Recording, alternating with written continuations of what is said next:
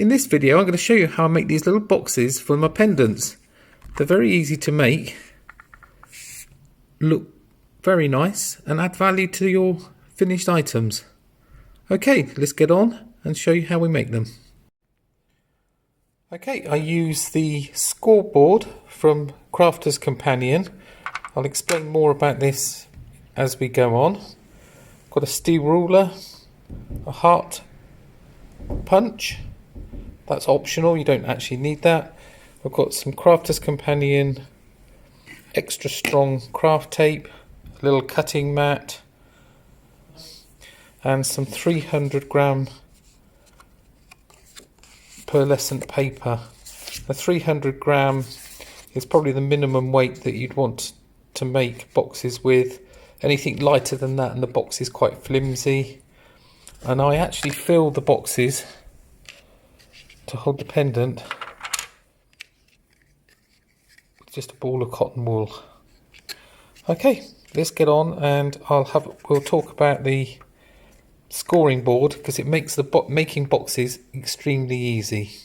Okay, the scoreboard is double-sided. On one side, I don't know if you can see that on the top right, the increments are in inches, and on the other side they're in centimetres. So whether you're metric or imperial, you can use them to make boxes. Now, a box base and a box lid.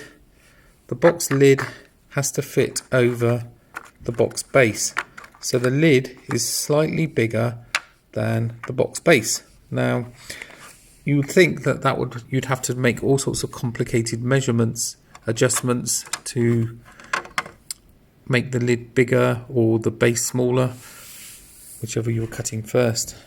But this tool makes it much easier, very easy. When you line up your card, when you make the box base, you line up the card with the right hand side edge. When you make the box lid, you line up the card with the left hand edge. What they've done is when they've made this, they've slightly adjusted, so although it says 1 inch there on the base, it's for the box base it's 1 inch less a little bit, so you don't have to think about the adjustments that you need to make a base and a lid. It's very it's relatively complicated to explain, but in practice it's just very easy. You just change over, like I said, you just line up on this side for the lid, that side for the base. On the inches side, the increments are in 1/8 of an inch, so that's 1 inch there, 1/2 inch, 3/4, 7/8. So whatever your measurement is, you can select it. Then it comes with this tool, which you basically line up into the groove and then run it down through the card, and that's what does the scoring. Now on a pearlescent card, you need to put the card face down when you score it, because if you don't, the edges split. You can see the little white bits there. This was the first little box that I made. As you can see, the edges have cracked, whereas if you do it face down, the edges haven't. Oh yeah, actually that's the wrong lid. Yeah, that was one that I did to show the difference. So that's a clean fold, that's a split fold because it was scored the other way around. Okay, it's actually more complicated to explain it than it is to actually do it. So what we'll do, let's get on and make a box. Right, the box I'm going to make is 2 inches square, and it is 3/4 of an inch deep. So you need to cut a square piece of card which is 2 inches plus 3/4 of an inch plus 3/4 of an inch, which is 3.5 inches. So you need a square of card that's 3.5 inches square. We need to trim 2 pieces, both 3.5 by 3.5 inches square, one for the base and one for the lid.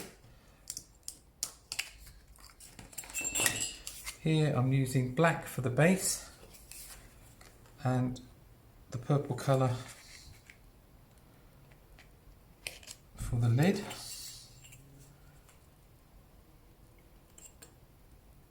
Obviously you need to be very careful with and use a very sharp craft knife. Okay, so that's the 2 pieces for the lid and for the base. Okay, so we want the box 3/4 of an inch deep. So 1, 2, 3, 4, 5, 6/8 of an inch is 3/4. Remember to put the card face down because it's a pearlescent card, and then you just gently run the little tool down the groove, rotate the card,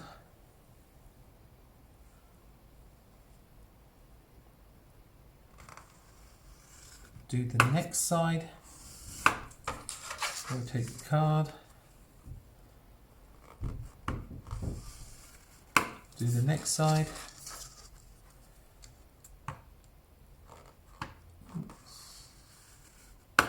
right, that's all 4 sides done. See this card scored there. Now just gently fold those over. You can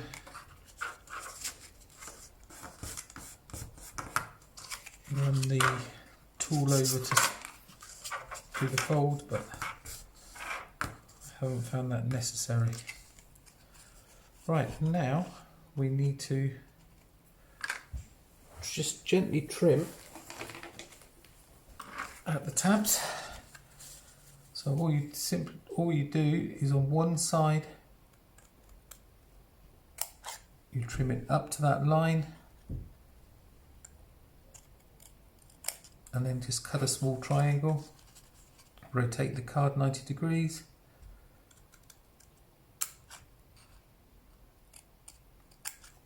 do the same again.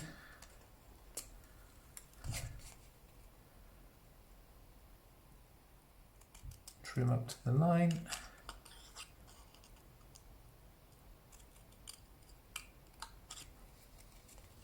cut out the little triangle, trim up to the line, and trim out the little triangle. Now the box will now fold and make the construction.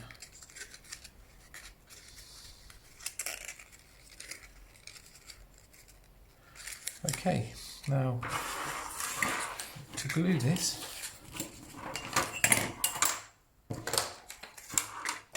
I'm using the Crafter's Companion tape gun, extra strong tape.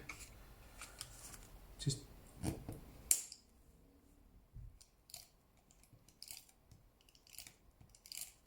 put a little piece on each of the 4 corner tabs.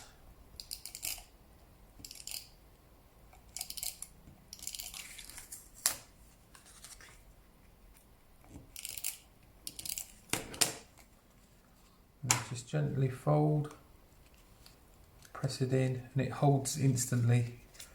If you can use a glue, if you do use a glue, you'll need just to paper clip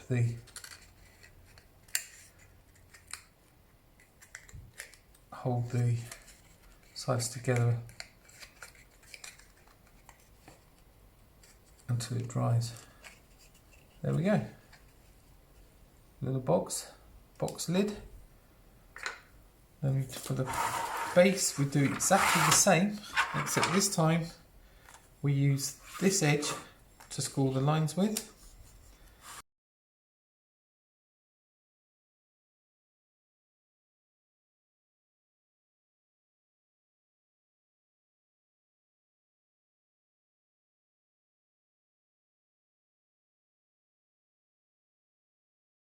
We have the box and a perfectly fitting lid. Okay, now I add a little heart to the top of these. Now I add a heart to these using a contrasting colour. This is all like a dark gold, bronzy colour. I use this little stamp. Drop that. The little heart has dropped out. Okay, just apply a little bit of tape or some glue to the back of that, and then just press it in place.